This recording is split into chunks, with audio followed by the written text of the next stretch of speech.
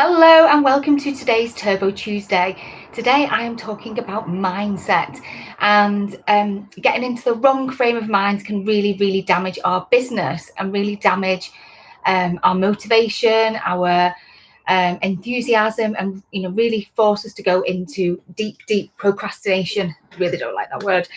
And so when we feel that we are experiencing some downward trends in terms of sales, or we've had a few awkward customers, or we're just feeling like we're taking 2 steps forward and 3 steps back, then it's time really to start looking at our mindset. And don't get me wrong, I'm not totally woo-woo. I am not a huge advocate of all sorts of meditation and things like that, but I am absolutely convinced that a lot of the way that we work is all up here, rather than in how much social media we post, or how much marketing we do. It all starts with our mindset. So to get ourselves into the right mindset, into the right frame of mind, it's all about being positive.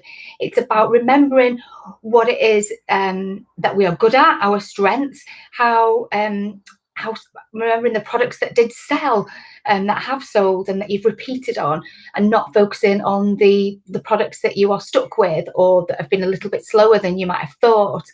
It's about remembering how good you are at your job and running your business.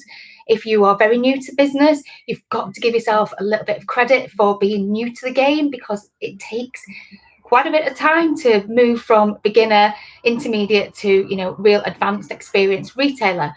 And most of all, to anybody in retail, I just want to tell you that retail does not climb on a steady incline like this. So if you've had a good month, it doesn't necessarily mean that the month after you're going to be here, then here, then here. In retail, it is like that. And that goes for retailers large or small, online, offline, whether you are crafters, you make something. It doesn't really matter. You can have these blips where you go up and you go down. And it's important to remember that that is perfectly normal, that it happens to everybody. And it's about thinking of the good parts when you're in a slump. And when you're in a slump, it's thinking about how you're going to get yourself out of that slump, and remembering to keep going, because you will see an upturn at some point in the future. So how do we stay in the right positive mindset? If you are so fed up with your business, then what I would say to you to do is to take a day off, is to step away. If you run a bricks and mortar shop, see if you can get someone to mind the shop for you, or worst case scenario, you close the shop for the afternoon or for the day, because you are much better spending the time stepping away from your business than being in your business and feeling really fed up and no motivation, and being really facing some difficulties in being able to pick yourself up and out of that again. So give yourself some time off. Have a real good think about what you are doing. What have you done really well? And can you do more of it? Be honest with yourself. What have you neglected? What haven't you particularly been on top of these last few weeks or months or days? Have you not done enough marketing? Have you neglected your store windows? Have you neglected your website? Be really honest with yourself, because if you are honest with yourself, you may find that the answer to why you're experiencing a little bit of negative mindset is because you have just run out of time and not paid any specific attention to a particular part of your business. But equally, I want you to look at what you have done well. What do you enjoy doing? What is your favourite part of your job or your business or your role or your day? Is it working with customers? Can you do more of that? Think of the positives in terms of how much you have learned from running your own business. And that might be marketing skills. It might be having a team of staff. It might be balancing your books and doing your accounts. But give yourself a pat on the back for achieving all of those things and learning so much, because that we start our businesses thinking, well, I came from this job or that job and I already knew how to do this and knew how to do that.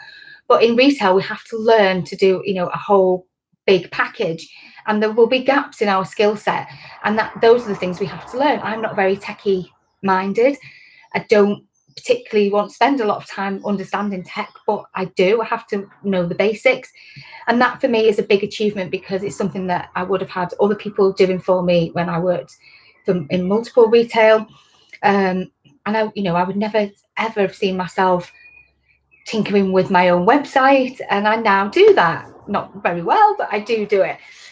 So we have to give ourselves a pat on the back, and remember, how far we've come, and remind ourselves that things do get better, and that, or if we've identified why we haven't hit our sales targets or why we haven't sold something particularly well, there is a gap in what we've not done, or not done enough of, and that usually is down to marketing, or it is down to updating our websites or updating our shops.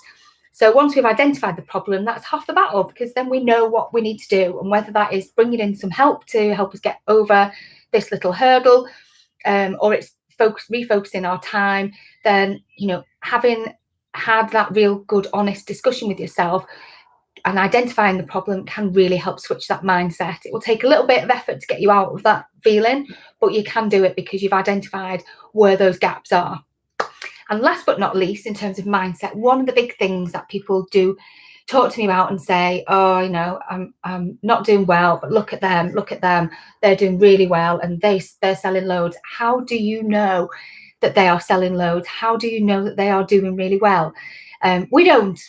We see what they want us to see on social media, just as we do that with our clients and our peers. We only show the good bits. We don't declare that we've had a really bad month, or we don't declare that we're struggling. We always show the positive side of things, and we always put on social media that we are doing well, and that we're busy, and that we've got stuff flying out the doors and things like that. So if you have got comparisonitis and you are constantly looking at competitors and thinking they are doing loads better than me, then ask yourself, have I got any evidence of this? Do I know this? Are they just putting a front on social media? But also, you don't know how long they have been in business for. You can find that out. They might be 2 or 3 years ahead of you. So it's not the right thing to compare yourself as a new business or a startup, or 1 or 2 years into business, or doing 1 or 2 years online, to compare yourselves with a business that is 5 or 6 years old and has a team of people. It's the same in multiple retail, young businesses. When I first worked at Matalan, we were a very young business.